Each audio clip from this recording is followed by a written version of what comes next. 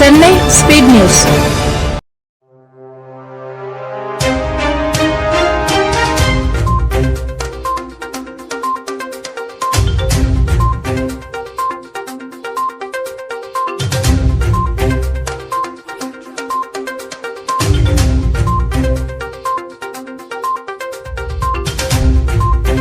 பாரத தேசத்திலே இந்துக்கள் படும் பாடு சொல்லனா துயர். நாம் மெஜாரிட்டியாக இருந்தால் கூட ஆள்பவர்கள் நம்மை மைனாரிட்டி அளவிற்கு தான் வைத்துக் கொண்டிருக்கிறார்கள். இந்துக்களின் தேவை ஆயிரம் மடங்குகள் இருக்கிறது.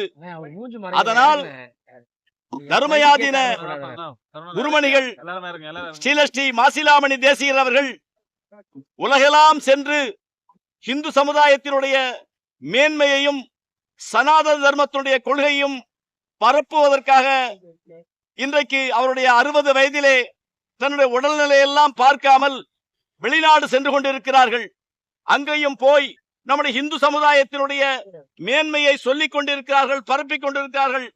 அவரை கொச்சைப்படுத்தும் விதமாக பாஸ்கர் கௌசிகன் என்பவர் இந்த தொலைக்காட்சியிலே, வாட்ஸ்அப்பில், பேஸ்புக்கில், இன்ஸ்டாகிராமில் எல்லாம் தவறான பதிவை போட்டிருக்கிறார்கள். ஒரு சன்னியாசி, ஒரு துறவி, ஆயிரம் கல்விக்கூடங்களை நடத்துபவர், மருத்துவ சாலையை நடத்துபவர்கள், அன்னதான கூடத்தை நடத்துபவர்கள், நாளும் சைவ சமயத்திற்காக தன்னுடைய உடலை வருத்தி கொண்டிருக்கக்கூடிய தர்மயாதீன குருமானிகளை பற்றி அரசியல்வாதிகளை விமர்சிப்பது போல் பாஸ்கர் கௌசிகன் விமர்சிப்பதை கண்டித்து எங்களுடைய இந்து அதிரடிப்படை தலைவர் ராஜகுருவுடைய தலைமையிலே நாங்கள் சென்று இன்றைக்கு ஐஜியை சந்தித்து எங்களுடைய மனுவை கொடுக்க போகிறோம். அதனைத் தொடர்ந்து தலைமை செயலகத்திலே முதலமைச்சருடைய தனிப்பிரிவிலும் சென்று இந்த கடிதங்களை கொடுக்க இருக்கிறோம்.